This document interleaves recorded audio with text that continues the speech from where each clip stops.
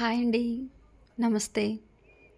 Success సాధించడం కోసం ఓ మంచి ఫార్ములా గురించి నేను చెప్పలేను. కానీ ఓటమికి మాత్రం ఓ ఫార్ములా ఉంది. ఎల్లప్పుడూ అందరికీ నచ్చే విధంగా ఉండాలనుకోవడమే ఆ ఫార్ములా. మీరు మీ మనసులో ఏం ఫీల్ అవుతున్నారు అదే మీ ముఖంలో కనిపిస్తుంది. అందుకే ఎప్పుడు పాజిటివ్గా ఆలోచిస్తూ ఆనందంగా ఉండే ప్రయత్నం చేయాలి. ఇక ఈ రోజు నుంచి 20 సంవత్సరాల తర్వాత నువ్వు చేసిన పనుల గురించి కాకుండా చేయలేని పనుల గురించి ఆలోచించి బాధపడతారు. అందుకే నచ్చినవన్నీ చేసేయాలి.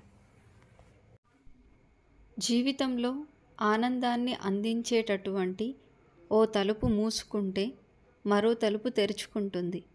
మనం మాత్రం మూసిన తలుపు వైపే చూస్తూ మన కోసం తెరిచి ఉన్న తలుపును చూడకుండానే వదిలేస్తాం. తన వైపు ఇతరులు విసిరే రాళ్లతో తన ఎదుగుదలకు పునాదులు వేసుకునేవాడే తెలివైన వ్యక్తి.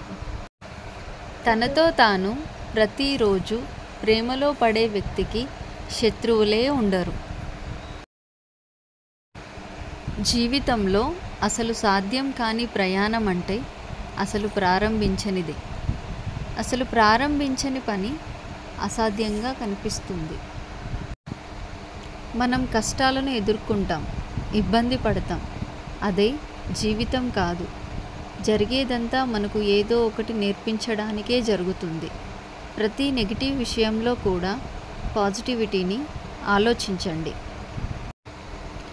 ఒక మగాడు ప్రేమిస్తే చిన్న పిల్లాడిలా ప్రవర్తిస్తాడు. అదే ఒక అమ్మాయి మనస్ఫూర్తిగా ప్రేమిస్తే అమ్మలా ప్రవర్తిస్తుంది.